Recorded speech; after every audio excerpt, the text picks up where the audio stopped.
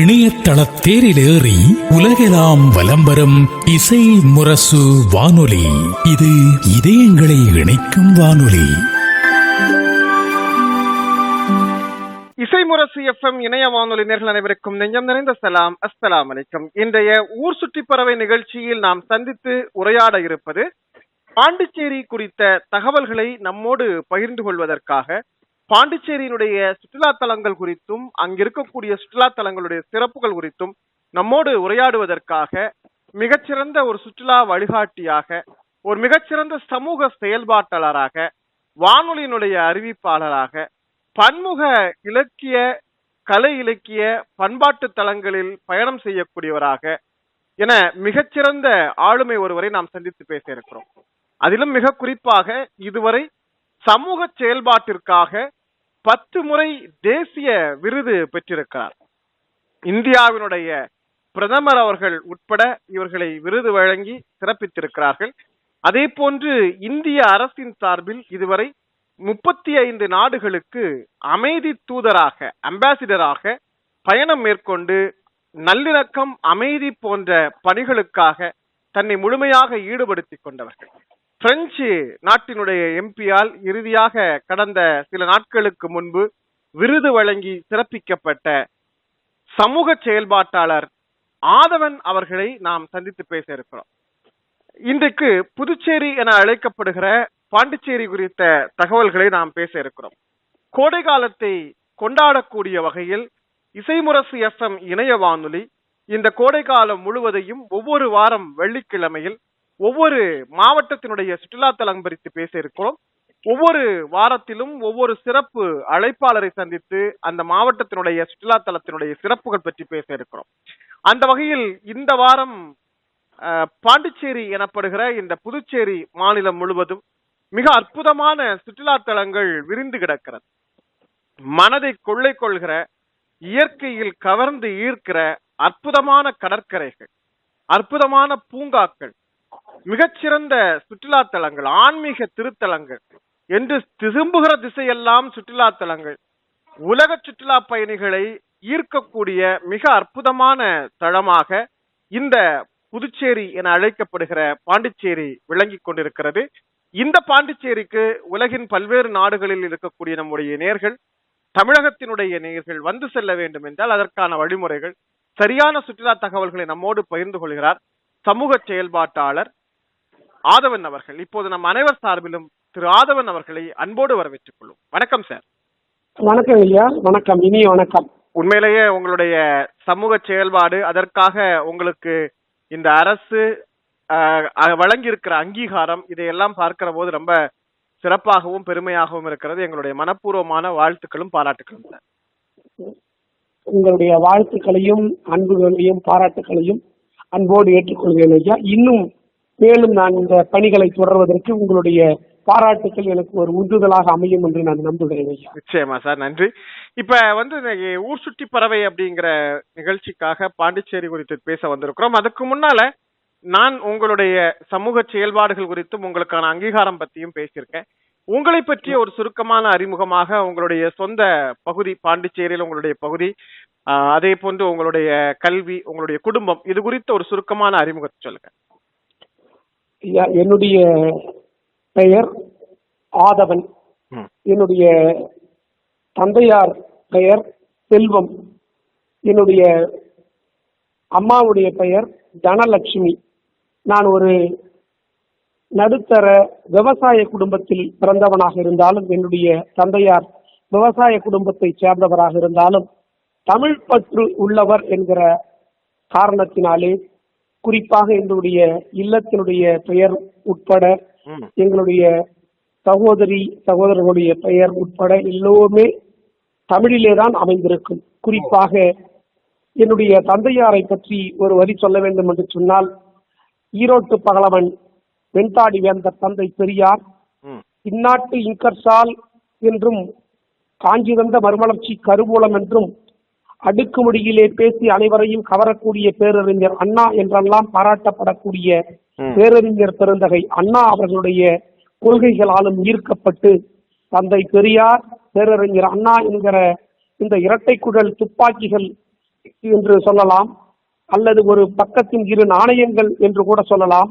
தந்தை பெரியாரையும் பேரறிஞர் அண்ணாவையும் ஒரு நாணயத்தினுடைய இரு பக்கங்கள், அதே நேரத்திலே ஒரு கொடியில் பூத்த இரு மலர்கள் என்றெல்லாம் சொல்லிக்கொண்டே போகலாம் என்கிற காரணத்தினாலே, அவர்களுடைய அந்த கொள்கைகளாலே ஈர்க்கப்பட்ட தமிழ் உணர்வுகளாலே உந்தப்பட்ட காரணத்தினாலே தான் நடுத்தர விவசாய குடும்பத்திலே என்னுடைய தந்தையார் விவசாயியாக இருந்தாலும் எனக்கு ஆதவன் என்கிற பெயரை சூட்டினார்.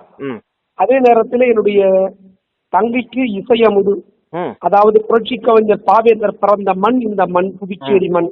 எனவே அவர் எழுதிய ஒரு நூலுக்கு பெயர் இசையமுது. 2 பாகம் எழுதியிருக்கிறார் நம்முடைய புரட்சி கவிஞர் பாவேந்தர் பாரதிதாசன்.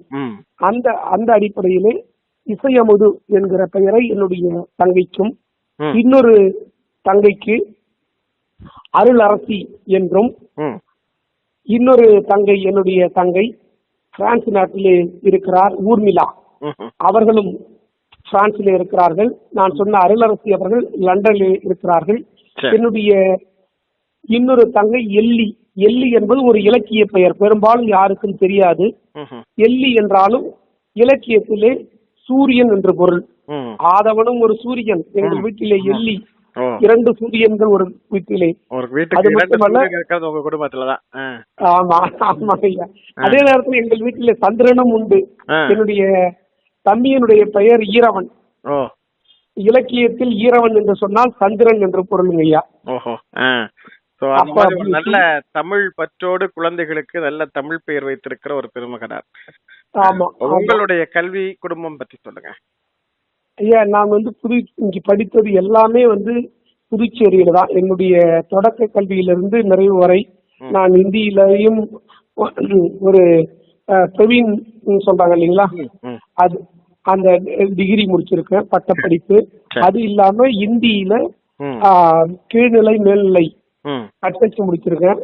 அதுவும் இல்லாமல் ஆங்கில தட்டச்சும் முடித்திருக்கிறேன், மேல்நிலையும். ஜெர்மன் மொழி பயின்றிருக்கிறேன், பிரெஞ்சு மொழி கற்றிருக்கிறேன். இது தவிர தாய்மொழி, என்னுடைய தமிழ் மொழி தாய்மொழி, அதை எந்த காரணத்தினாலும் விட்டுக் கொடுப்பதில்லை. ரஷ்யன் மொழியிலே பட்டப்படிப்பு டிப்ளமா பெற்றிருக்கிறேன். இன்னும் சொல்ல போனால் இப்படி நான் மொழிகளை கற்றுக்கொண்டிருக்கிறேன். குறிப்பாக சுருக்கமாக சொல்ல வேண்டும் என்று சொன்னால் பல மொழிகளை கற்றுக்கொண்டிருக்கிறேன். ஆனால் மயானம் போகிற வரை நான் ஒரு மாணவனாகத்தான் இருந்து கொண்டிருக்கிறேன் ஐயா. நல்ல முயற்சி உண்மையிலே. சரி சிறப்பு சார். இப்ப நாம இந்த நிகழ்ச்சிக்குள்ள வந்துடலாம். புதுச்சேரியை பொறுத்த வரைக்கும் இந்தியாவினுடைய ஒட்டுமொத்த வரலாற்றில் இருந்தும் மாறுபட்ட ஒரு பகுதி. இந்தியாவினுடைய பிற பகுதிகள், பெரும்பாலான பகுதிகள் பிரிட்டிஷ் கிழக்கிந்திய கம்பெனியினுடைய ஆட்சியின் கீழ் இருந்த போது பாண்டிச்சேரி பிரெஞ்சு காலனியின் கீழ் இருந்தது. அது துவங்கி இப்போது வரை புதுச்சேரியினுடைய செயல்பாடுகள், இங்க இருக்கக்கூடிய அரசமைப்பு, இங்க இருக்கக்கூடிய மக்கள் வாழ்வியல் எல்லாமே தமிழகத்திலிருந்து, தமிழகத்தோடு ஒட்டி இருக்கிற, தமிழகத்தினுடைய ஒரு உறுப்பாக இருக்கிற பகுதி என்றாலும் கூட அதற்கென்று ஒரு தனித்துவமான அடையாளம் இருக்கிறது. அந்த வகையில் பாண்டிச்சேரியினுடைய, ஏன்னா இது ஒரு உலகளாவிய அளவிலான வானொலியில் பேசிக் கொண்டிருக்கிறோம். தமிழகம் கடந்தும் பல்வேறு நாடுகளில் இருக்கக்கூடிய தமிழர்கள் இந்த நிகழ்ச்சியை கேட்டுக்கொண்டிருப்பார்கள். அந்த வகையில் பாண்டிச்சேரிக்கான அமைவிடம் சென்னை போன்ற தமிழகத்தினுடைய எல்லைகளில் இருந்து எந்தெந்த வழிகள் வழியாக பாண்டிச்சேரிக்கு வருவதற்கான வாய்ப்பு, எந்தெந்த மார்க்கங்களில் வருவதற்கான வாய்ப்பு இருக்கிறது அப்படிங்கிறத ஐயா. குறிப்பாக இசை முரசு வானொலி இடிமுரசாக அனைவருடைய மனதிலும் குடிகொண்டிருப்பது என்பது பாராட்டிற்குரியது.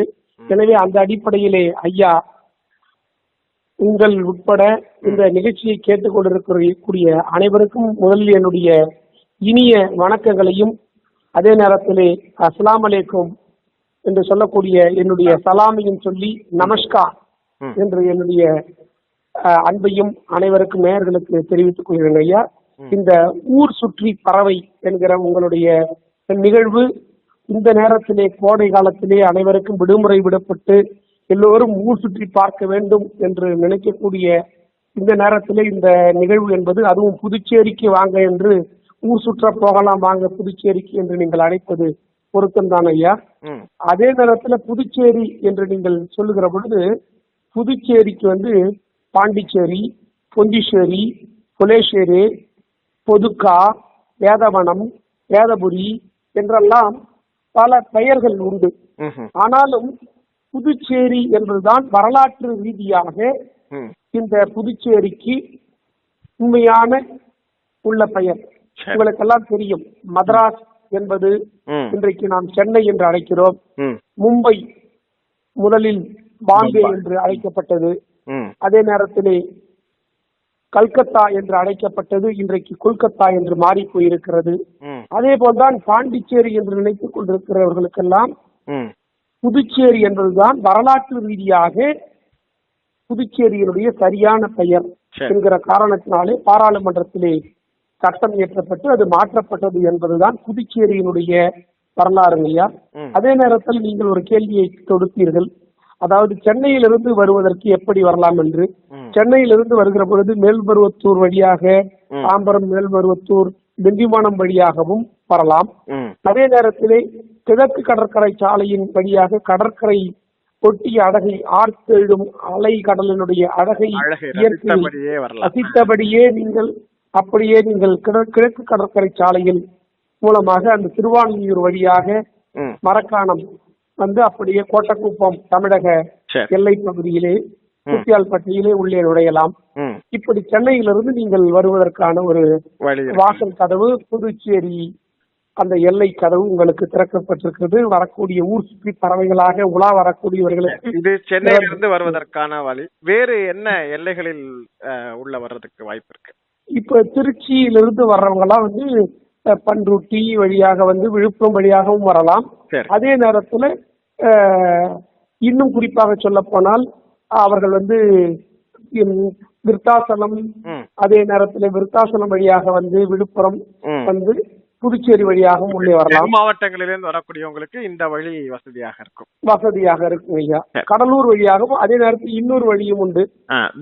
மாவட்டங்களிலிருந்து வரக்கூடியவங்களுக்கு அவங்களுக்கும் வந்து நெய்வேலி வழியாக, விருத்தாசலம், நெய்வேலி, கடலூர் வழியாக, கடலூர் வழியாகவும் உள்ளே வரலாம். கடலூர் வழியாக இங்க வந்து ரயில் மார்க்கமான பயணத்திற்கு என்ன வழி இருக்கிறது ஐயா? புதுச்சேரி வருவதற்கு என்று பார்த்தால் வந்து நம்முடைய சென்னையிலிருந்து எக்மோரில் இருந்து விடியற் காலை 6 மணிக்கு ஒரு வண்டி புறப்படுகிறது பேசஞ்சர் என்று சொல்லக்கூடிய அது தினமும். அதே நேரத்தில் இன்னொரு பேசஞ்சர் அதே மாலையிலும் புறப்படுகிறது 6 மணிக்கு பேசஞ்சர். பார்த்தீர்கள் என்றால் அதனுடைய வெறும் 45 ரூபாய் தான் இப்போது குறைத்திருக்கிறார்கள். ஏன்னா இப்ப முதல்ல 75 ரூபாய் இருந்தது, இப்ப வந்து 45 ரூபாய் கொடுத்து வரக்கூடிய அளவிற்கு ரயில் கட்டணத்தையும் அந்த பேசஞ்சர் ட்ரெயின் சொல்லக்கூடிய அதுல நீங்க 45 ரூபாயில வரலாம். அதே வந்து பேருந்தில் வருவதென்றால் 130 ரூபாய் நீங்கள் கொடுக்க வேண்டும் பேருந்து சென்னையிலிருந்து வருவதற்கு. ஆனால் 6 மணிக்கு ரொம்ப பொருத்தமான நேரமா இருக்கும் சுற்றி பார்க்கிற வரதுக்கு. அதே நேரத்துல பல தொடர் வண்டிகளும் இருக்கு ஐயா. Puducherry Tirupati express, Puducherry Egmore express, Puducherry Bhubaneswar super fast. வந்து ரயில் பயணங்களை வந்து இணையத்தின் வழியாக நம்ம துல்லியமா தெரிஞ்சுக்கலாங்கிறதுனால நம்ம சுருக்கமா அதை சொல்லிட்டு போயிடலாம். குறிப்பா வந்து நம்முடைய பயணிகள் வருகிற போது அவர்களுடைய நேரம் விரயமாகாமல் அவர்களுடைய சுற்றுப்பயணத்தை அமைக்கணும். அதுக்காக நாம சில வழிமுறைகளை சொல்லலாம். குறிப்பா புதுச்சேரி அப்படின்னு சொன்னாலே அங்க முதல் சுற்றுலா தலமாக எல்லோருடைய கருத்தையும் கவனத்தையும் பெறுவது அங்க இருக்கக்கூடிய பாரடைஸ் கடற்கரை.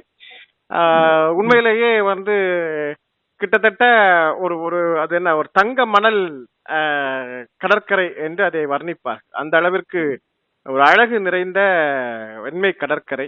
இந்த பாரடைஸ் என்று சொல்லப்படக்கூடிய இந்த கடற்கரையினுடைய அமைவிடம், இங்க இருக்கக்கூடிய சிறப்பு என்ன, இங்க சுற்றுலா பயணிகளாக வரக்கூடியவர்கள் என்னென்ன விஷயங்களை பார்த்து அனுபவிக்கலாம் அப்படின்னு சொல்லி நீங்கள் வந்து மிகவும் அழகானது ஒரு இடம். அது மட்டுமல்ல, புதுச்சேரி அரசு சுற்றுலா வளர்ச்சி கழகத்தின் மூலம் அதாவது சுண்ணாம்பாறு என்று சொல்லக்கூடிய அதாவது நகர பகுதியிலிருந்து ஒரு 7 கிலோமீட்டர் தொலைவில் இருக்கக்கூடிய ஒரு இடம் நோனாங்குப்பம். அங்குதான் இந்த நீங்க சொன்ன அந்த படகு குழாம் புதுச்சேரி அரசு சுற்றுலா வளர்ச்சி கழகத்தின் சார்பாக அமைக்கப்பட்ட அந்த பேரடைஸ் ஐலாண்டிற்கு அழைத்து செல்லக்கூடிய அந்த படகு குழாம் இயங்கக்கூடிய இடம் ஐயா. அதே நேரத்துல அந்த பேரடைஸ் ஐலாண்ட் அப்படின்னு சொன்னாலே அந்த பெயருக்கு ஏற்றார் போல அது சொர்க்க பூமி தான், சொர்க்கத்தின் நகரம் தான் அது. அவ்வளவு அழகாக ஒரு கடற்கரையினுடைய ஒய்யாரமான அழகும், அந்த சில்லென்று வீசக்கூடிய இந்த நேரத்திலே அந்த வெயில் காலத்திலே போய் அமர்ந்து கொண்டு குளிர்ச்சியாக அந்த அவர்கள் அந்த குடில் கடற்கரையிலே சுற்றுலா வளர்ச்சி கழகத்தின் சார்பாக அமைக்கப்பட்டுள்ள அந்த குடிலே அமர்ந்து கொண்டு அங்கே இருக்கக்கூடிய தேநீர் மற்றும் உணவு விடுதிகளிலே உணவை உண்டு கொண்டே அந்த அழகான காட்சியை ரசித்துக் கொண்டே அந்த இன்பத்தை அனுபவிக்கக்கூடிய அந்த ஒரு எண்ணம் எல்லா பயணிகளுக்கும் வரும். அங்கு வந்தவர்கள் மீண்டும் மற்றவர்களிடம் சொல்லி நீங்கள் அங்கு போங்க என்று சொல்லக்கூடிய அளவுக்கு இருக்கக்கூடிய இடம் ஐயா. அதே நேரத்துல அந்த பேரடைஸ் ஐலாண்ட் சொல்லக்கூடிய அந்த ஐலாண்டுக்கு படகுல மட்டும்தான் போக முடியும். இதுதான் ஒரு மிகப்பெரிய ஒரு அந்த படகுல போய் அனுபவிக்கிறதுக்காகவே அதை ஏற்படுத்தியிருக்காங்கன்னு கூட சொல்லலாம். ஏன்னா அந்த சுற்றுலா பயணிகளுக்கு படகு சவாரியும் ஒரு கூடுதல் அனுபவம் இல்லையா, அதனால. ஆமா ஆமா, மிக முக்கியமாக படகு சவாரி, அதாவது நிறைய படகு சவாரியிலேயே பல விதமான படகு சவாரி, எல்லோரும் ஒரு 20 பேர் போகக்கூடிய அந்த இருக்கைகள் கொண்ட படகு, அதே நேரத்துல 40 பேர் ஒரே நேரத்துல செல்லக்கூடிய படகு, 80 பேர் அமர்ந்து ஒரே நேரத்தில் போடக்கூடிய குரூஸ் என்று சொல்லக்கூடிய சீ குரூஸ் என்று சொல்லக்கூடிய அளவிலே, 100 பேர் அமர்ந்து செல்லக்கூடிய அளவிலே என்று இப்படி நிறைய அங்க நமக்கு வசதிகள் புதுச்சேரி அரசின் சார்பாக, குறிப்பாக சுற்றுலா வளர்ச்சி கழகத்தினுடைய சார்பாக செய்து கொடுக்கப்பட்டிருக்கிறது ஐயா. அதற்கு குறிப்பாக 20 அல்லது 25 நிமிடத்துல அந்த படகில் நம்ம போய் அந்த பேரடைஸ் ஐலாண்ட் சென்று சேரலாம் ஐயா. பொதுவா 25 நிமிடத்துல ஐலாண்டுக்குள்ள என்னென்ன விஷயங்கள்? ஐலாண்டுக்குள்ளார நீங்கள் அங்க கடற்கரையில குளித்து மகிழலாம். அதே நேரத்தில் கடற்கரை ஒட்டிய அந்த பகுதிகளில் சுற்றுலா வளர்ச்சி கழகத்துடைய சார்பாக அமைக்கப்பட்டிருக்கக்கூடிய நீரூற்று நடனம், அந்த டான்ஸ் சொல்லக்கூடிய அந்த நீரூற்று நடனம், அதே நேரத்துல அங்க குரூஸ்ல அதாவது பலூன், அத காற்று நிரப்பிய அந்த பலூன்ல உருண்டு அந்த தண்ணியில விளையாடுறது, தண்ணியில உருட்டு விட்டா இதாகும், அதுல போகலாம். அதே நேரத்துல ஸ்பீட் போட்னு சொல்லக்கூடிய ஸ்பீட் போட், அதுல அது ரொம்ப அதாவது பயணம் செய்து மகிழலாம். ஆமா, அது சொல்லுவாங்க இல்லைங்களா ஆங்கிலத்துல த்ரில்லிங் எக்ஸ்பீரியன்ஸ் அப்படின்னு. அது அப்படியே காற்றை கிடித்து கொண்டு போகக்கூடிய ஒரு நீங்க அனுபவிக்கலாம்.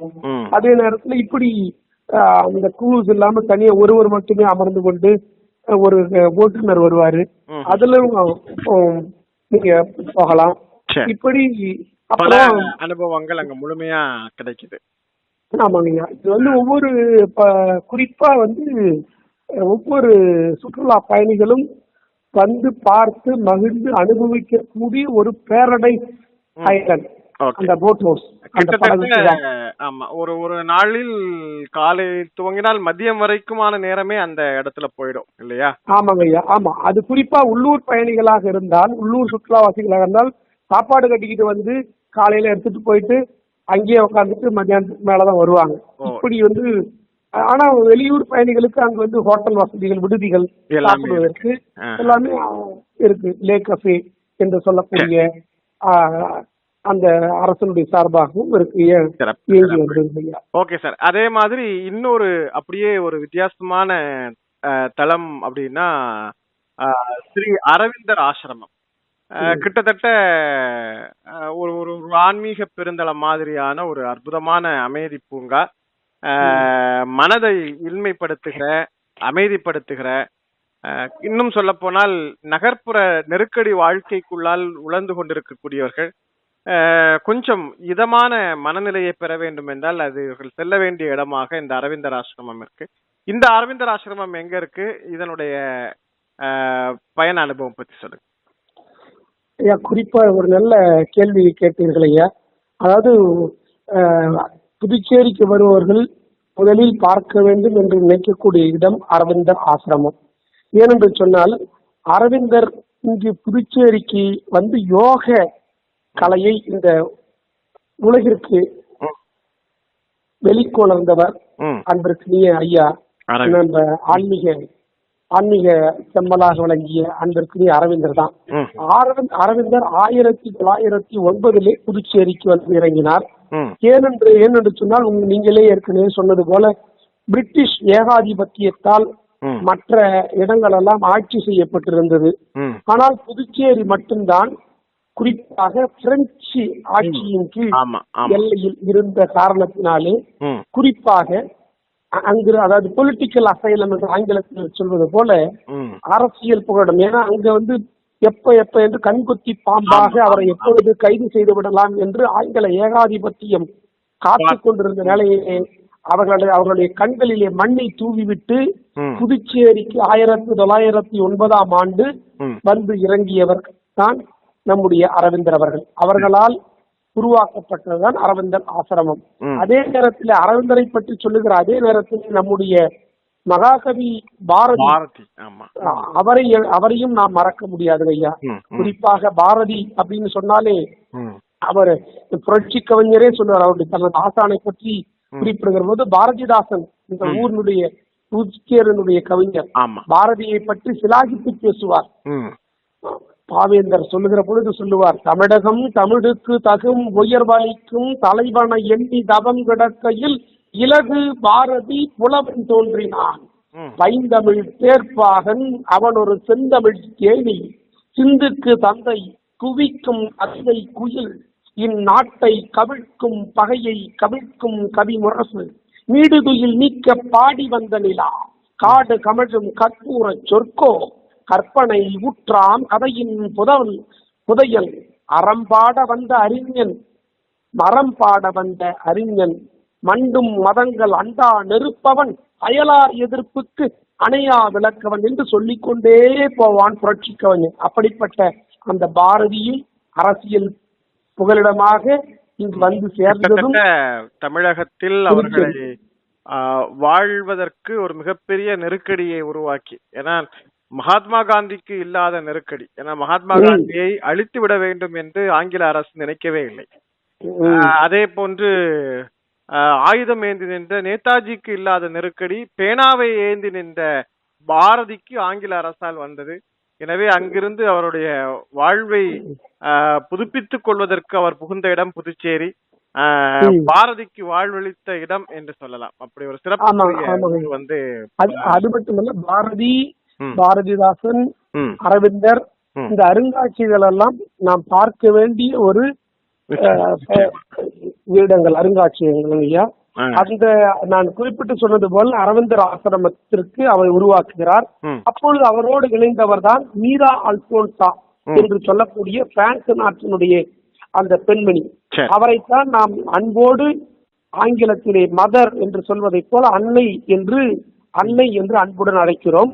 அந்த அன்னை அவர்களும் அரவிந்தரும் இருவருமாக இணைந்து அந்த அரவிந்தர் ஆசிரமம் என்று சொல்லக்கூடிய அந்த ஆசிரமத்தை இணைந்து அதனுடைய மேம்பாட்டுக்காக உருவாக்கி யோகம், அமைதி என்கிற அந்த நிலையை, தத்துவத்தை இந்த உலகிற்கே வழங்கிய ஆன்மீக பூமி என்று சொன்னால் அது புதுச்சேரியிலே இருக்கக்கூடிய அரவிந்தர் ஆசிரமம். அதே நேரத்திலே அரவிந்தர் ஆசிரமத்திலே குறிப்பாக நீங்கள் இன்றைக்கும் சென்றால் நம்முடைய அரவிந்தர் அவர்கள் 1950 மறைகிறார்.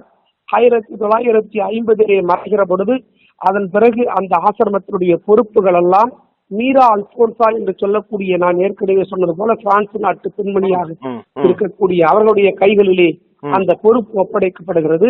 அதன் பிறகு அந்த அரவிந்தருடைய ஆசிரமத்தை மேலும் வலுவூட்டி செறிவூட்டி உலகிற்கே ஒரு மிகப்பெரிய ஒரு ஆன்மீக இடமாக அந்த அரவிந்தர் ஆசிரமத்தை இவர்களுடைய இணைவு உருவாக்கத்தில் உருவானதுதான் ஆரோவில்லா என்று சொல்லப்படக்கூடிய அந்த விழுப்புரம் மாவட்டத்தினுடைய அந்த நகர்பகுதியும் இவங்களுடைய முயற்சியில உருவாக்கப்பட்டதா நினைக்கிறேன்.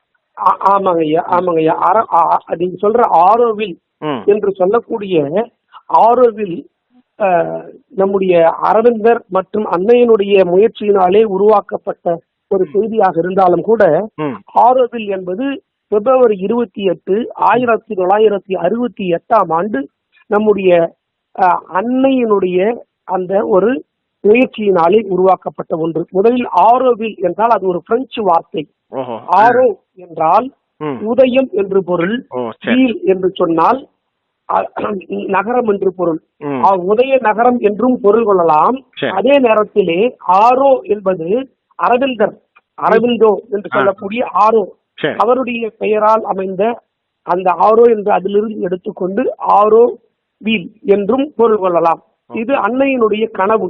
அன்னையின் குறிப்பாக ஆரோவிலுடைய மிக முக்கியமான குறிக்கோள் என்னவென்று சொன்னால், குறிப்பாக ஆரோவில் என்பது ஒரு இன்றைக்கு சர்வதேச நகரம். ஏறக்குறைய 124 நாடுகள் இணைந்து இந்த திட்டத்தை உருவாக்கி இருக்கிறது.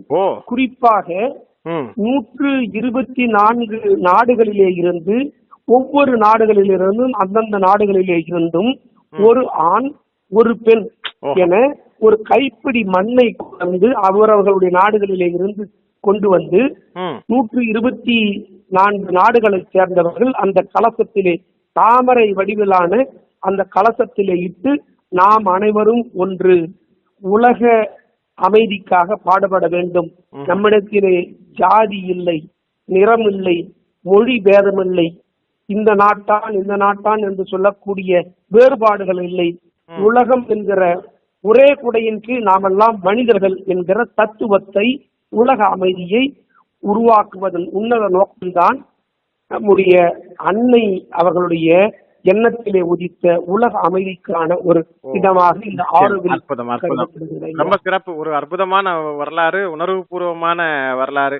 அரவிந்தர் ஆசிரமத்திற்கும் ஆரோவில்லுக்குமான இந்த இணைப்பு, அவர்கள் உருவாக்கிய அந்த ஒரு அற்புதமான உலகளாவிய மண்களை சுமந்து நிற்கிற இந்த ஒரு அற்புதமான இடத்தை பற்றி சொன்னீங்க. சுற்றுலா பயணிகள் நிச்சயமாக இந்த உருவாக்கப்பட்ட இந்த நகர் பகுதியை ஒரு முறை பார்க்க வேண்டும். ரொம்ப வேகமா சுற்றுலாவிலேயே அந்த ஆரோவிலேயே கூட இவர்கள் சென்று பார்க்க வேண்டிய இடமாக இருக்கக்கூடியது அங்க ஆரோவில் மாத்திரு மந்திர் என்று சொல்லக்கூடிய ஒரு இடம் ஐயா. ஆரோவில் அது பாஸ் கொடுப்பாங்க. காலையில இருந்தே வெளியில இருந்து போய் பார்க்கணும் முறை ஒன்று உண்டு.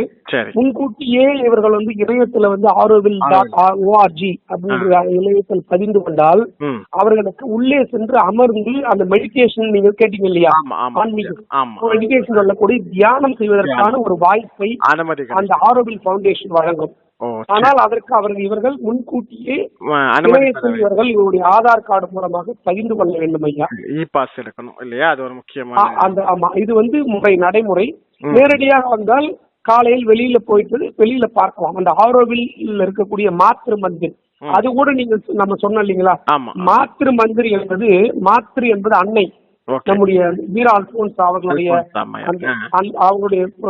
நான் சொன்னேன் இல்லைங்களா, அன்னையின் அன்பாக சொன்னேன்.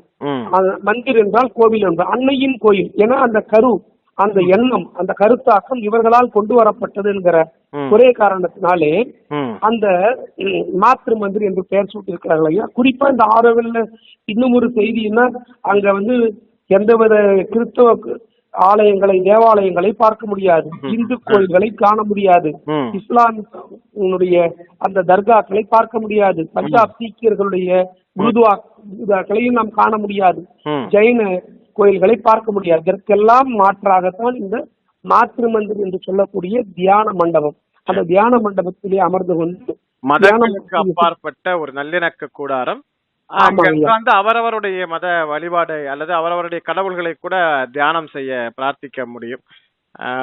அதாவது அது அங்க எந்தவித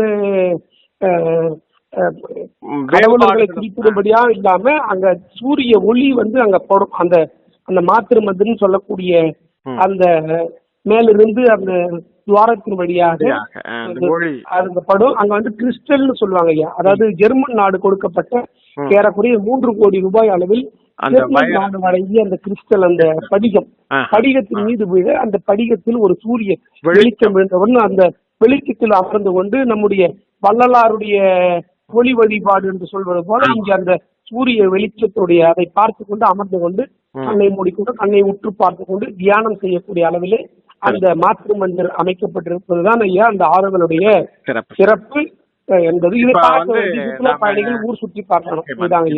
எல்லா பயணிகளும் வந்து பார்க்க வேண்டிய அந்த ஒளியின் காட்சியை தரிசிப்பதற்காகவே அத்தனை பயணிகளும் அங்கே குவிந்திருக்கிறார்கள். அதுவும் ஒரு சிறப்புக்குரிய விஷயம். இப்ப இன்னும் கொஞ்சம் வேகமாக, ஏன்னா நம்ம பேசின இடங்கள் கொஞ்சம் அதிகமாகவே டீட்டெயிலா பேசியிருக்கோம், கொஞ்சம் வேகமாக நம்ம அந்த இடங்களை பத்தி பேசிடுவோம். கிட்டத்தட்ட இந்திய பண்பாடு அல்லது தென் இந்திய பண்பாட்டு வரலாற்றிற்கு சான்றாக இருக்கக்கூடிய தொல்லியல் ஆய்வு நடைபெறுகிற மிக முக்கியமான பகுதியாகவும் துவக்க கால தொல்லியல் ஆய்வுகள் நடைபெற்ற பகுதியாகவும் இருக்கக்கூடிய அரிக்கமேடு அப்படிங்கிறதும் இந்த புதுச்சேரி பகுதிக்குள்ளால் இருக்கிறது. இங்கே வந்து சேகரிக்கப்பட்ட தொல்லியல் கண்காட்சி அருங்காட்சியகம் அமைக்கப்பட்டிருக்கிறதா? இந்த பகுதி இப்போ தொல்லியல் கட்டுப்பாட்டிற்கு கீழ் இருக்கிறது. என்ன மாதிரியான ஏற்பாடுகள் இங்க இருக்கு சொல்லுங்க ஐயா. நீங்கள் அற்புதமான ஒரு கேள்வி கேட்டீர்கள். அரிக்கமேடு என்பது புதுச்சேரியினுடைய வரலாற்றை எடுத்து இயம்பக்கூடிய ஒரு அற்புதமான இடம் அரிக்கமேடு. அதாவது புதுச்சேரியிலிருந்துதான் நம்முடைய ரோம் நாட்டிற்கு இங்கிருந்துதான் மிளகு என்று சொல்லக்கூடிய மிளகு போன்ற பொருட்கள் எல்லாம் இங்கிருந்துதான் ஏற்றுமதி செய்யப்பட்டதாக வரலாற்றிலே நாம் காண்கிறோம் ஐயா. அது அப்போ வந்து பொதுக்கே என்று அழைக்கப்பட்டது. அப்பொழுது இந்த புதுச்சேரி அந்த பொதுக்கே அப்பொழுது இருந்த பொதுக்கேவில் இருந்துதான் அந்த அத குறிப்பாக இந்த நீங்க சொன்ன அரிக்கமேடு பகுதியிலிருந்து கப்பல் மூலமாக மதுக்கள் எல்லாம் அனுப்பப்பட்டு ஒரு வியாபாரம், மதுக்கள் மட்டுமல்ல மணிகள், குறிப்பாக அந்த மணிகள் எல்லாம் ரோம் நாட்டுக்கு அனுப்பப்பட்டு இங்கிருந்து ஒரு மிகப்பெரிய ஒரு குறிப்பாக ஆபரணங்களை தயாரிக்கும் தொழிற்சாலைகள் எல்லாம் இருந்ததாக வரலாற்றிலே பார்க்கிறோம் ஐயா. அதே நேரத்துல அரிக்கமேட்டில் இன்னொரு பயன்படுத்தப்பட்ட பொருட்களை நாம் வந்து அருங்காட்சியகத்துல நாம் காணலாம். அதாவது புதுச்சேரி அரசுடைய சார்பாக கலை பண்பாட்டுத்துறையின் கீழ் இயங்கக்கூடிய அருங்காட்சியகம் நம்முடைய கடற்கரை அருகே இருக்கக்கூடிய, அதாவது ரோமன் ரோலன் நூலகம் என்று சொல்லக்கூடிய இந்த ரோமன் நூலகத்தின் பக்கத்தில் அந்த கடற்கரை காந்தி சிலை அருகேதான். காந்தி சிலையிலிருந்து ஒரு 2-3 நிமிடம் தான் அந்த அருங்காட்சியகம். பிரெஞ்சு அருங்காட்சியகம் என்றும் சொல்வார்கள். அங்கே போய் பார்த்தால் அங்க வந்து நம்ம அரிக்கமேட்டில் அவர்கள் பயன்படுத்திய அந்த சுடுமண், அந்த கற்கள், அதே நேரத்தில் முதுமக்கள் தாழி. அரிக்கமேட்டிலே ஒரு சிறப்பு என்று சொன்னால் இப்போதுதான் வந்து நம்ம யாரு இறந்தாலும் இப்போது வந்து அப்படியே நம்ம வந்து ஒண்ணு சீக்கரை அப்படியே கையில சாம்பல் ஆகி கொடுத்துடுறோம். அப்போதெல்லாம் விஞ்ஞானம் வளராத காலகட்டத்திலே முதுமக்கள் தாழிகளே அவங்களுடைய இறந்தவர்களுடைய உடலை, ஏன்னா அப்பொழுது அங்க நோய் நொடி பரவக்கூடாது என்கிற காரணத்தினாலே விஞ்ஞான ரீதியாக அன்றைய அறிவியல் ரீதியாக ஒரு மலேரியா அது போன்ற ஒரு டெங்கு என்று சொல்ல அப்பொழுது அந்த நேரத்தில் இந்த அதாவது அம்மை நோயால் பிடிக்கப்பட்டவர்கள் எல்லாம் குறிப்பாக நோய் பரவக்கூடாது என்கிற காரணத்தினாலே அந்த முதுமக்கள் தாழிக்கு வைத்து அடைத்து பள்ளம் தோண்டி அவர்களை அந்த தாழிக்குள்ளால் வைத்து புதைத்து விடுவார்கள். அது குறிப்பாக நோய் பரவாது. இப்படி பாருங்கள், அன்றைக்கே தமிழர்கள் எவ்வளவு சிறப்பாக அறிவியல் ரீதியாக வாழ்ந்திருக்கிறார்கள் அரிக்கமேட்டிலே இதற்காக என்று வரலாற்று ரீதியாக படிக்கிறோம். இவையெல்லாம் அரிக்கமேட்டில் எப்படி அரிக்கமேட்டை வந்து அந்த இடத்துல வந்து நம்ம வந்து போய் பார்க்க வேண்டிய ஒரு இடம். அந்த அரிக்கமேட்டிலே பயன்படுத்தப்பட்ட பொருட்களை எல்லாம் நம்ம கலை பண்பாட்டுத்துறையினுடைய கீழ் இயங்கக்கூடிய அந்த அருங்காட்சியகத்துல பார்க்கலாம். மேலும் கூடுதலாக அந்த அருங்காட்சியகத்திலே நம்முடைய அன்றைய பிரெஞ்சு கவர்னர் டூப்ளே, பிரெஞ்சு ஆண்ட கவர்னர் டூப்ளே பயன்படுத்திய புஷ் வண்டி, அதாவது ஆங்கிலத்தில் பிரெஞ்சிலே புஷ் என்றால் ஆங்கிலத்திலே புஷ் என்ற அர்த்தம். எனவே அந்த புஷ் வண்டி, அன்றைக்கு அவர்கள் பயன்படுத்திய நாணயங்கள், அரிக்கமேட்டிலே கண்டெடுக்கப்பட்ட பொருட்கள், தாழிகள், இவையெல்லாம் பார்க்க வேண்டிய ஒரு முக்கியமான இடமாக அந்த அருங்காட்சியகம் இருக்குது. அது வரலாற்று சிறப்பு மிக்க அந்த பகுதி. இப்ப இன்னொரு ரசனைக்குரிய இடமாக இருப்பது பொட்டானிக்கல் கார்டன், அந்த தாவரவியல் பூங்கா அப்படிங்கிறது. மிகச்சிறந்த பூங்கா அமைக்கப்பட்டிருக்கிறது. நிறைய சுற்றுலா பயணிகள் இங்கே அனுபவித்து செல்லக்கூடிய அற்புதமான அந்த தாவரவியல் சார்ந்த ஆராய்ச்சியல் சார்ந்த பல்வேறு தகவல்கள் அந்த பொட்டானிக்கல் கார்டனுக்குள்ள இருக்கு. இந்த இது எங்க இருக்குது, எப்படி இத பயன்படுத்திக்கலாம்னு சொல்லு. ஐயா, இதுல நீங்க சொன்ன தாவரவியல் பூங்கா நம்முடைய புதுச்சேரி அரசினுடைய விவசாயிகள் நலத்துறை சார்பாக விவசாயிகளுக்காகவும், அதே நேரத்தில் வேளாண் துறை, வேளாண் மற்றும் விவசாயிகள் நலன்துறை என்று மாற்றப்பட்டு செயல்பட்டு வருகிறது. குறிப்பாக நம்முடைய பழைய பேருந்து நிலையம் என்று சொல்லக்கூடிய அந்த புதுச்சேரியினுடைய பழைய பேருந்து நிலையம் இயங்கிய இடத்தில் இருக்கக்கூடிய இடம்தான் இந்த பொட்டானிக்கல் கார்டன் என்று சொல்லக்கூடிய தாவரவியல் பூங்கா. இந்த தாவரவியல் பூங்காவில் இருக்கக்கூடிய இன்னொரு சிறப்பு என்று சொன்னால் 100 ஆண்டுகள் இருக்கக்கூடிய மரங்களை கூட பார்க்கலாம். இங்கு வந்து அனைத்து விதமான மலர்களையும் செடிகளையும் பார்த்து முயலாம். அதாவது பொட்டானிக்கல் நேம்ஸ் சொல்லக்கூடிய வந்து அந்த தாவரவியல் படிக்கக்கூடிய ஆராய்ச்சி மாணவர்கள் அல்லது எம்எஸ்சி பாட்டனி படிக்கக்கூடிய மாணவிகள் எல்லாம் மாணவிகள் ஒரு முறையாவது இந்த பூங்காவை பார்க்க வேண்டும். அந்த அளவுக்கு அங்க வந்து சிறப்புகள் இருக்கிறது. அதே மாதிரி ஆராய்ச்சியல் நோக்கத்தோடு வரக்கூடியவர்களுக்கு மிகச்சிறந்த இடமாக இந்த புதுச்சேரியினுடைய தாவரவியல் பூங்கா அமைஞ்சிருக்கு நினைக்கிறேன். ஆமாங்கய்யா, அது மட்டும் இல்லைங்கய்யா, ஓய்வு எடுக்கக்கூடிய இடமாக மட்டுமல்ல, காற்று வாங்கக்கூடிய இடமாக மட்டுமல்ல, அங்கு வரக்கூடிய சுற்றுலா பயணிகள் குழந்தைகளோடு வந்தால் அன்றைக்கு பிரெஞ்சு காலத்தில் இயக்கப்பட்ட அந்த ஒரு மினி ட்ரெயின், அதாவது சிறுவர் ரயில் கூட, அது சிறுவர் ரயில் என்றால் சிறுவர்கள் மட்டுமல்ல, அதிலே பெரியவர்களும் போகலாம். அவர்களும் என்றைக்கும் குழந்தைகள் தானே, வயதானாலும் கூட மனம் அந்த பழைய அந்த அதுவும் கூட அந்த ட்ரெயின், அந்த சிறுவர் ரயிலிலே அந்த ஒரு பொட்டானிக்கல் கார்டன் என்று சொல்லக்கூடிய தாவரவியல் பூங்காவை சுற்றி மகிழ்ந்து வரலாம். அதுவும் ஒரு மகிழ்ச்சியான ஒரு அனுபவம். ஆமா, அந்த பழைய ரயிலில் அமர்ந்து சென்று பார்க்கக்கூடிய ஒரு நல்ல வாய்ப்பும் அங்க இருக்கு. அது குறிப்பா வந்து பிரெஞ்சுகாரன் காலத்துல இருந்து இயக்கப்பட்ட ரயில் இன்னும் இருக்குது. அதான் முக்கியமான விஷயம். அந்த ரயிலில் பயணம் செய்யக்கூடிய பாக்கியம் கிடைப்பது ஒரு பெரிய வாய்ப்பு. ஏன்னா இன்னும் எத்தனை ஆண்டுகளுக்கு அந்த பாக்கியம் கிடைக்குன்னு கூட தெரியாது. இப்ப நம்ம இருக்கக்கூடிய நேரத்தில் அதை பயன்படுத்திக்கிறது நல்லது. அதே மாதிரி சார், இப்ப இங்க இருக்கக்கூடிய அந்த கலங்கரை விளக்கம், அது ஒரு வரலாற்று சிறப்புமிக்க இடமாக அந்த லைட் ஹவுஸ் அப்படின்னு சொல்லக்கூடிய அந்த பகுதி இருக்குது. இங்க வந்து இப்ப பயணிகள் முழுமையாக லைட் ஹவுஸ்ல ஏறி பாக்குறதுக்கு அனுமதி இருக்கா? இதை பயன்படுத்திக்க முடியுமா? ஐயா, நீங்க சரியான கேள்வி கேட்டீங்க. அன்றைக்கு வந்து அதாவது லைட் ஹவுஸ் வந்து பிரெஞ்சுக்காரர்களுடைய காலத்திலே கட்டப்பட்ட பழைய கலங்கரை விளக்கம் ஒன்று உண்டு. அது குறிப்பாக காந்தி சிலை, கடற்கரையினுடைய காந்தி சிலையின் எதிரே இருக்கக்கூடிய கலங்கரை விளக்கம். அங்கேதான் நம்முடைய இன்றைய புதுச்சேரி வானொலி நிலையம் முதல் அங்குதான் தொடங்கப்பட்டது, புதுச்சேரி வானொலி நிலையம். அது மட்டும் இல்லைங்கய்யா, அந்த குறிப்பாக வெளி நாடுகளிலிருந்து வரக்கூடிய கப்பல்களுக்கெல்லாம் வழிகாட்டியாக என்ற ஒரு வரலாற்று கலங்கரை விளக்கமாக அந்த இருந்திருக்கிறது.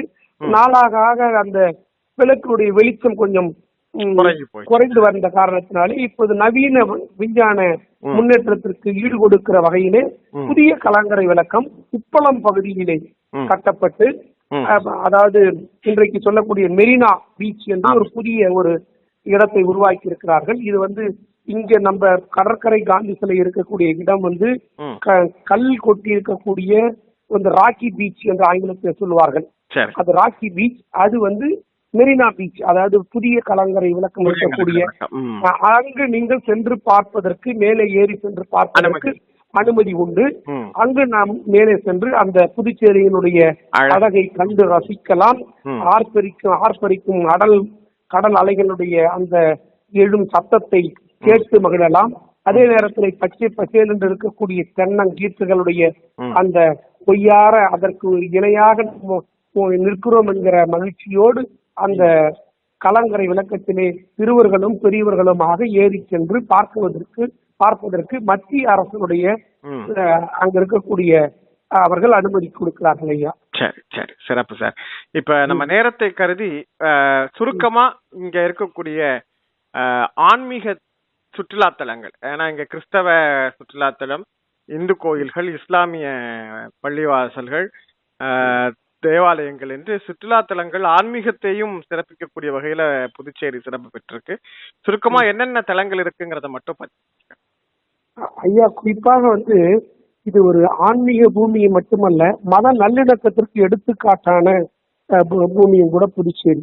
குறிப்பா ரயில் நிலையத்தின் அருகே இருக்கக்கூடிய ஒரு இடம் வந்து ஒரு இஸ்லாமிய சகோதரரால் உருவாக்கப்பட்ட ஒரு கோயில்.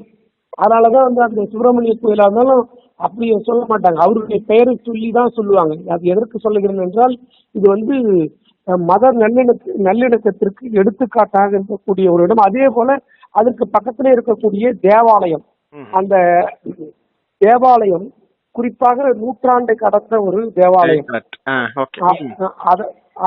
அதே மாதிரி அந்த பிரான்ஸ் நாட்டிற்கு பிரான்ஸ் நாட்டில் எப்படி தேவாலயம் அமைக்கப்பட்டு அந்த ஆர்கிடெக்ட் என்று சொல்லக்கூடிய அந்த கட்டுமான பணிகள் எல்லாம் அங்கு பார்ப்பது போன்றே இருக்கும். இப்படி ஒரு அழகை பார்ப்பதற்கு நீங்கள் இந்தியாவிலே வேறு எங்கும் சென்றாலும் பார்க்க முடியாது. அந்த அழகை இங்கு இருக்கக்கூடிய புதுச்சேரியில் இருக்கக்கூடிய ரயில் எதிரே இருக்கக்கூடிய தேவாலயமாக இருந்தாலும் சரி, மிஷன் வீதி என்று சொல்லக்கூடிய புனித ஜென்மராக்கினி தேவாலயமாக இருந்தாலும் சரி, அல்லது கடற்கரையில் இருக்கக்கூடிய கட்ஸ் கோயில் என்று அது சொல்வார்கள், அந்த தேவாலயமாக இருந்தாலும் சரி, இப்படி அதனுடைய அந்த ஆர்க்கிடெக்டை பார்ப்பதற்காகவே வருவார்கள். இது வந்து அது மற்ற இடங்களில் இல்லாத ஒரு சிறப்பு என்ன அப்படின்னா, இந்தியாவில் இருக்கக்கூடிய பழமையான தேவாலயங்கள் எல்லாமே பெரும்பாலும் பிரிட்டிஷ் கட்டடக்கலையை பின்பற்றியதாக இருக்கும்.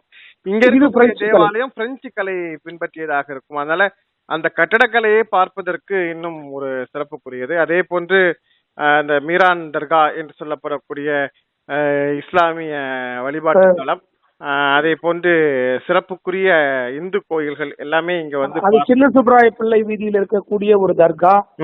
இதுவும் ஒரு போற்றி அதாவது நமாஸ் செய்ய வேண்டிய ஒரு இடம். அதே நேரத்துல குறிப்பா வந்து நம்முடைய இதய பகுதியாக இருக்கக்கூடிய நேரு வீதி ஒட்டிய அந்த இன்று பழைய சிறைச்சாலை இருந்த இடத்தின் அருகே இருக்கக்கூடிய அந்த இடத்துல இன்று கூட வந்து அந்த தர்காவிற்கு நோய் நொடியுள்ளவர்கள் அந்த மைதரனால் அவர்களிடத்துல அதை தலையிலே ஓடி அவர்களுக்கு அந்த சிறப்பை செய்யக்கூடிய இடமாகவே இன்றைக்கும் நீங்கள் சென்று பார்த்தால் அங்கே உள்ளூர்காரர்கள் அந்த தர்காவிற்கு செல்வார்கள். மயிலிறகாலே அவர்களுக்கு வருடி தலையிலே அடித்து விட்டு அவர்கள் நோய் போய்வதாக ஒரு நம்பிக்கை இருந்து கொண்டிருக்கக்கூடிய வகையில் அந்த தர்கா வந்து எல்லா வழிபாட்டு தலங்களும் விநாயகர் கோயிலாக இருக்கட்டும். அதே போல விநாயகர் கோயில் நீங்க சொல்ற மாதிரி விநாயகர் கோயில் நீங்க அருங்காட்சியகத்து சட்டமன்ற வளாகம் புதுச்சேரி சட்டப்பேரவை இருக்கக்கூடிய அதன் அருகே இருக்கக்கூடிய மணக்கள விநாயகர் கோவில், அது வந்து புதுச்சேரிக்கு வரக்கூடியவர்கள் எல்லாம் இருக்கக்கூடிய அந்த விநாயகர். ஆமாங்க, அது வந்து அரவிந்தர் ஆசிரமத்துக்கும் விநாயகர் கோயிலுக்கும் நடந்து போனா ஒரு 3 நிமிடம், அவ்வளவுதான் வித்தியாசம். அரவிந்தர் ஆசிரமம் நடந்து போகக்கூடிய தூரம். இவையெல்லாம் பார்க்கக்கூடிய ஒரு இடங்கள் ஐயா. சிறப்பு சார், சிறப்பு. உண்மையிலே வந்து ரொம்ப இன்னும் பேசுவதற்கு நிறைய செய்திகள் இருக்கிறது. ஆனால் நாம நேரம் அப்படிங்கிறது வந்து ரொம்ப முக்கியமான விஷயம். இறுதியா இந்த பிரெஞ்சு போர் நினைவு இடம் அப்படின்னு சொல்லி ஒரு பகுதி வச்சிருக்கிறாங்க. இது எங்க அமைஞ்சிருக்குது? இத வந்து சுற்றுலா பயணிகள் முழுமையாக பார்த்து அதனுடைய வரலாறு தெரிந்து கொள்ளக்கூடிய வகையில இருக்குதா? அதுல கடற்கரை சாலையில் இருக்கக்கூடிய லேக் கஃபே என்று சொல்லக்கூடிய இன்றைய புதுச்சேரி அரசுடைய ஒரு சுற்றுலா வளர்ச்சி கழகத்தின் கீழ் இயங்கக்கூடிய அந்த ஹோட்டல் லேக் கஃபே, அந்த லேக் கஃபேனுடைய எதிரே, அதாவது புதுச்சேரியினுடைய நகராட்சி, அதாவது மேரி என்று சொல்லக்கூடிய மேரி ஒட்டிய அந்த இடத்திலே தான் இந்த நீங்க சொன்ன உலக போர் வீரர் நினைவு சின்னம் ஏறக்குறைய, அதாவது 1939 ஆண்டிலிருந்து 1945 வரை 2ஆம் உலகப் போரிலே அதாவது உயிர் நீத்தவர்களுக்கு மரியாதை செய்ய வேண்டும் என்கிற நினைவை ஒட்டி ஒரு போர் வீரன் கையிலே துப்பாக்கி ஏந்தி கொண்டு நின்று கொண்டிருப்பதைப் போலவும் அந்த போர் வீரர் நினைவு சின்னம் அமைக்கப்பட்டிருக்கிறது. அதன் கீழே யாரெல்லாம் உயிர் நீத்தார்கள் என்கிற அந்த பிரெஞ்சுக்காரர்களுடைய பெயர், அதிலே நம்முடைய தமிழ் புதுச்சேரியை சேர்ந்தவர்கள், காரைக்காலை சேர்ந்தவர்களுடைய பெயர், இவையெல்லாம் பெயர் பிடிக்கப்பட்டிருக்கிறது. அதே நேரத்தில் காரைக்காலிலும் இருக்கக்கூடிய அங்கும் கூட ஒரு போர் வீரர் நினைவு சின்னம், அதற்கு கூட மாவட்ட ஆட்சியர் ஒவ்வொரு ஆண்டும், குறிப்பாக இந்த ஆண்டு மே 8ஆம் தேதி குறிப்பாக இங்கே புதுச்சேரியினுடைய மாவட்ட ஆட்சியர் குலோத்துங்கன் மற்றும் பிரெஞ்சு தூதர் அவருடைய முன்னிலையில் தேசிய கீதமும் பிரெஞ்சு நாட்டு தேசிய கீதமும் இசைக்கப்பட்டு இங்கு அவர்களுக்கு உலக போரிலே உயிர் நீத்தவர்களுக்காக அந்த இடத்தில் அஞ்சலி செலுத்தப்பட்டது. அதே போல காரைக்காலிலும் மாவட்ட ஆட்சியர் மணிகண்டன் ஐயா அவர்களுடைய முன்னிலையில் அங்கும் அஞ்சலி செய்யப்பட்டதுங்க ஐயா. அதே நேரத்துல காரைக்கால்னு சொல்லும் பொழுது காரைக்கால் அம்மையார் கோயிலை விட்டுவிட முடியாது. அதே நேரத்துல திருநள்ளாருடைய தர்பணேஸ்வரர் கோயில், திருநள்ளாறு கோயில், அதுவும் ஒரு இதுங்க ஐயா. குறிப்பா காரைக்கால் என்று சொன்னாலே உங்களுக்கெல்லாம் தெரிந்த நம்ம காரை முரசு அண்ணன் மாரிமுத்து அவர்களை காரை என்று சொன்னாலே எல்லோரும் எனக்கு குறிப்பா எனக்கு நினைவுக்கு வர்றது திருநள்ளாறு நினைவுக்கு வர்றதோ இல்லையோ காரை முரசு அண்ணன் தம்பி மாரிமுத்து அவர்கள் தான் எனக்கு அண்ணன் நினைவு வரும். அடுத்ததுதான் நான் திருநள்ளாறு. ஆனால் திருநள்ளாறு உலக அளவிலே இருக்கக்கூடிய உலகத்தில் இருக்கக்கூடிய எல்லோரும் என்று இப்பொழுது கூட மாங்கனி திருவிழா என்று வரும் மாதம் பிரசித்தி பெற்ற ஒரு திருவிழா இந்த காலகட்டத்துல நடக்குது இல்லையா, மே மாதம். ஆமா, இப்ப இந்த சுற்றுலா தலத்துக்கு வரக்கூடியவங்க இப்ப வாய்ப்பு இருந்தால் அந்த நிகழ்வுகளிலும் பங்கேற்கலாம். ஆமா, ஜூன் குறிப்பா 20ஆம் தேதி சொல்லுங்க. ஜூன் 20ஆம் தேதி குறிப்பா மாங்கனி திருவிழாவினுடைய தொடக்கமாக மாங்கனியை வாரி இறைத்து காரைக்கால் அம்மையாருடைய அது ஒரு மிகப்பெரிய கதை. அந்த காரைக்கால் அம்மையாருடைய கதை அது மிக நீண்ட கதை. அது அந்த மாம்பழம் வாரி இறைத்து அந்த கொண்டாடக்கூடிய காரணத்தினால மாங்கனி திருவிழா என்று அது துவங்குகிறது இல்லையா. அது இன்னும் ஒரு நல்ல செய்தி. ஓகே சார், இப்ப நிறைய பேச வேண்டி இருக்கிறது. இறுதியாக நேஷனல் பார்க் அப்படிங்கிறது எங்க இருக்கு, இதுல என்ன சிறப்பு இருக்கு ஐயா? குறிப்பா இங்க நிறைய இது இருக்கு. இப்ப சட்டப்பேரவை எதிர்த்த மாதிரி இருக்கக்கூடியது பாரதி பூங்கா. அதே போல இங்க லாசுப்பேட்டை கிட்ட இருக்கிறது ராஜீவ்காந்தி பூங்கா. வெங்கடா நகர் தமிழ்ச்சங்கம் அருகே அமைந்திருக்கக்கூடியது வெங்கடா நகர் பூங்கா. அதே போல இங்க இன்னும் சிங்கம் பூங்கா, அதாவது குறிப்பாக முத்தியால்பேட்டை போகும் வழியிலே இருக்கக்கூடிய, அதாவது லாசுப்பேட்டை வழி சிங்கம் பூங்கா. அதே போல இந்த பாசில்னு சொல்லக்கூடிய அந்த திருவக்கரைக்கு போனீங்கன்னா திருவக்கரையில பல லட்சம் ஆண்டுகளாக கீழே புதைந்து புதைந்து புதைந்து அழுத்தி பூமியினுடைய அழுத்தத்தால் உருவானதுதான் அந்த பாசில்னு சொல்லக்கூடிய மரம் கல்லானது பல லட்சம் ஆண்டுகள். அது கூட நீங்க திருவக்கரையில போய் அந்த பார்க்கக்கூடிய அளவு திருவக்கரை என்பது தமிழ்நாட்டுடைய எல்லை பகுதியில் இருக்கக்கூடிய இடம். ஆனால் அங்கு பார்க்க வேண்டும் என்கிற அவசியம் இல்லை. அது இந்த பாசில நீங்க பொட்டானிக்கல் கார்டன்லயே நீங்க பார்க்கலாம் முடியும். அங்கேயும் பார்க்கலாம், அருங்காட்சியகத்திலும் பார்க்கலாம். சார், இப்ப புதுச்சேரியை முழுமையாக தவற விடாமல் நிதானமாக எந்த அவசரமும் இல்லாமல் திட்டமிட்டு முழுமையாக அனுபவித்து பார்த்து சுற்றுலா பயணிகள் நிறைவாக தன்னுடைய சுற்றுலாவை நிறைவு செய்வதாக இருந்தால் எத்தனை நாட்கள் தேவைப்படும்? ஒரு 2 நாட்கள் போதுமானதாக இருக்குமா, இல்ல கூடுதல் தேவை? அதாவது அதாவது ரீசார்ஜிங் சொல்லுவாங்க ஆங்கிலத்துல. உங்களை நீங்களே ரீசார்ஜ், அதாவது ஒரு எப்படி சொல்றதுங்க, அதாவது நம்ம புதுப்பித்துக் கொள்வதற்கு ஒரு நாள் ஓய்வாக ஒரு நாள் சுற்றுலாவாக அது 6 அமரன்னு சொல்றாங்களா, அப்படி இருந்தால் சிறப்பா இருக்கும். ஆனா ஒரு நாள்ல முடிச்சிடலாம். ஆனா ஒரு நாள்ன்றது ஏதோ நம்முடைய 2 நாள் என்பது சிறப்பாக இருக்கு. ஆமா, ஏன்னா அந்த நாம அந்த குறிப்பிட்ட அந்த தீவுக்கு போயிட்டு வர்றதுக்கே மத்தியானம் வரைக்கும் ஆயிடும். அதனாலதான் சொல்றேன், அந்த பிறகு போயிட்டு வர்றதுங்கிறது போதுமானதாக இருக்காது. 2 நாட்கள் முழுமையாக பார்த்து அனுபவிப்பதற்கு பயன்படுத்திக் கொள்வதற்கு ஏற்ற இடமாக இந்த புதுச்சேரி இருக்கிறது. மிக்க மகிழ்ச்சி சார். இப்ப இறுதியா ஒரே ஒரு கேள்வி. இப்ப குறிப்பா இப்ப நம்ம சுற்றுலா பயணிகளை வழி நடத்துகிற போது நாம் எங்கெல்லாம் இந்த புக்கிங் டாக்ஸி வசதிகள் இருக்கிறதோ அந்த வாய்ப்பை சொல்லிடுறோம். அந்த வகையில ஓலா ஊபர் மாதிரியான அந்த சர்வீஸ் புதுச்சேரியில இருக்கா இல்லையா? அது நீங்களே அந்த ஓபர் ஓரளவுக்கு அந்த அளவுக்கு சிறப்பாக இல்லைனாலும் ஓரளவுக்கு இருக்கிறது. அதாவது இப்ப ஒரு பகுதியில இருந்து இன்னொரு பகுதிக்கு ரயில் அல்லது பேருந்துல வரக்கூடியவங்களுக்கு இது மாதிரியான வாகன ஏற்பாடுகள் இருக்கா, இல்ல சுற்றுலா பயண இடங்களை தொடர்பு படுத்தக்கூடிய வகையில் போக்குவரத்து வசதிகள் இருக்கா? அதுக்கான அடிப்படை என்ன? போக்குவரத்து வசதிகள் எல்லாமே அங்க இங்க தானின்னு சொல்லக்கூடிய ஆட்டோக்கள், நகுழுந்துன்னு சொல்லக்கூடிய டாக்ஸி, இருக்கு. அதே போன்று பேருந்துகள், ஆ, அது இல்லாம ரெண்ட்க்கு போகக்கூடிய சரி. டூ வீலர் ஆ, இப்படி எவ்வளவோ விதத்துல இருக்கு. பயன்படுத்துறாரு. இப்ப அதுவும் இது இல்லாம மாதிரி மிதிவண்டி குறைந்த மிதிவண்டி கட்டணத்துல பயணம் பண்ணக்கூடிய இந்த சேவையும் அங்க இருக்கு இல்லையா? ஓலா ஆமா, மாதிரியான சேவைகளும் அதுவும் இருக்கு. இருக்கு, டாக்ஸி இருக்கு, சரி. ஆட்டோ இருக்கு. ஓகே இப்படி சார். நம்ம பல சிறப்பு. விதத்துல. உண்மையிலேயே உங்களுடைய தகவல்கள் ரொம்ப அற்புதமானது. ஏனென்றால் சுற்றுலா தலங்களுடைய சிறப்பு அப்படிங்கிறதையும் தாண்டி வரலாற்று ரீதியாக இந்த சுற்றுலா தலத்தை மிக அற்புதமாக நம்முடைய உலக தமிழ் இஞ்சங்களுக்கு எடுத்து சொன்னீங்க. நான் குறிப்பாக சொல்வதாக இருந்தால் ஆஹ், திரும்புகிற திசையெல்லாம் அற்புதமான கடற்கரைகள். நாம் இன்னும் ஒவ்வொரு கடற்கரையும் குறிப்பிட்டு குறிப்பிட்டு பேசலாம். அந்த அளவிற்கு நிறைய கடற்கரைகளை சுற்றுலா தலங்களாக புதுச்சேரி அரசு உருவாக்கி வைத்திருக்கிறது. ஒவ்வொரு கடற்கரை வாசலும் ஒரு சிறப்பையும் அழகையும் தரக்கூடிய வகையில் மிக அற்புதமான கட்டமைப்பை வைத்திருக்கிறது. எனவே கடற்கரைகளின் நகர் அப்படின்னு ஒரு சுற்றுலா தலங்களாக இந்த புதுச்சேரியை சொல்லலாம். அதே மாதிரி நிறைய கோயில்கள். நாம் பேசியது நேரத்தை கருதி விநாயகர் கோயில், நடராஜர் கோயில் என்று 1-2 கோயில்களை சொல்லி முடித்து விடலாம்.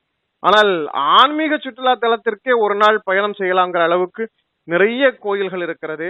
சிறப்புக்குரிய தேவாலயங்கள், கிறிஸ்தவ ஆன்மீக தல சுற்றுலா பயணம் போகக்கூடியவங்களுக்கு நிறைய தேவாலயங்கள், விதவிதமான வரலாறுகளை சொல்லுகிற தேவாலயம். முதலாக சொன்னதை போல பிரெஞ்சு கட்டடக்கலை அமைப்புகளை கொண்டிருக்கக்கூடிய தேவாலயம். ஒட்டுமொத்தமாக இங்க இருக்கிற பழைய கட்டடக்கலைகளே ஒரு ஒரு ஒரு ஒரு சுற்றுலா தலங்களுக்கான ஒரு அற்புதமான வடிவம். ஏனென்றால் பிரெஞ்சு இந்திய கட்டட கலப்புகளில் உருவாக்கப்பட்ட பழைய கட்டட அமைப்புகள் நிறைய இப்போதும் புதுச்சேரியில் பராமரித்து பாதுகாத்து வைத்திருக்கிறார்கள். எனவே இவை ஒவ்வொன்றையும் பார்த்து பயன்பெற்று அனுபவிப்பதற்கு இந்த கோடை சுற்றுலா நாட்கள் சிறப்பானதாக இருக்கும். சார், உங்களுடைய அரிய நேரத்தை ஒதுக்கி உண்மையிலேயே மிக அற்புதமான வரலாற்று பின்புலத்தோடு இந்த சுற்றுலா தலங்கள் பற்றிய தகவலை சொன்னமைக்கு உலகெங்கும் வாழ்ந்து கொண்டிருக்கும் இசைமுரசு நேயர்கள் சார்பில் உங்களுக்கு நன்றி தெரிவிக்கிறேன். ஐயா, ரொம்ப இந்த ஒரு வாய்ப்பை வழங்கிய இசைமுரசு வானொலிக்கும் அன்பிற்கினி என்னை பேட்டி கண்ட அன்பிற்கினி ஐயா முகமது அஸ்கர் அவர்களுக்கும், எனக்கு இந்த ஒரு வாய்ப்பை வழங்கிய காரை என்னுடைய அன்பு லெவல் அண்ணன் தம்பி மாரிமுத்து அவர்களையும் நெஞ்சார்ந்த நன்றியோடு நினைத்து பார்த்து, நேயர்கள் அனைவருக்கும் புதுச்சேரிக்கு வாங்க, ஊர் சுற்றலாம் வாங்க என்று சொல்லி, குறிப்பாக உங்கள் நிகழ்ச்சியின்படி ஊர் சுற்றி பறவைகளாக, உல்லாச பறவைகளாக, அமைதி பறவைகளாக பாருங்கள். இந்த கோடை விடுமுறையை கண்டுகளிக்க புதுச்சேரி உங்களை வரவேற்க காத்து கொண்டிருக்கிறது என்று சுற்றுலா பயணிகளை அழைத்து உங்களுக்கும் நெஞ்சார்ந்த நன்றியை சொல்லி, ஐயா ஜனாப் முகமது அஸ்கர் ஐயா உள்ளிட்ட நேர்கள் அனைவருக்கும் எனது நெஞ்சார்ந்த நன்றியை சொல்லி மகிழ்கிறேன் ஐயா. நன்றி சார். நேர்களே, இன்றைய ஊர் சுற்றி பறவை நிகழ்ச்சியில் உண்மையிலேயே புதுச்சேரியினுடைய வரலாற்று ரீதியான தகவல்களோடு சுற்றுலா தலங்களுடைய சிறப்புகள் குறித்தும் அங்கே ஏற்படுத்தப்பட்டிருக்கிற ஏற்பாடுகள் பற்றியும் மிக அற்புதமான தகவல்களை தந்தார்கள். ஒவ்வொரு சுற்றுலா பயணிக்கும் இந்த தகவல்கள் பயனுள்ளதாக இருக்கும் என்று நம்புகிறோம். நிகழ்ச்சியில் பங்கேற்ற சமூக செயல்பாட்டாளர் திரு ஆதவன் அவர்களுக்கு நன்றிகளை சொல்லி மீண்டும் மற்றொரு நிகழ்ச்சியில் இன்னொரு இடத்துடன் இன்னொரு சிறப்பு அழைப்பாளருடன் சந்திக்கும் முறை நன்றியும் சலாமும் சொல்லி நிறைவு செய்து கொள்கிறோம். அஸ்ஸலாமு அலைக்கும்.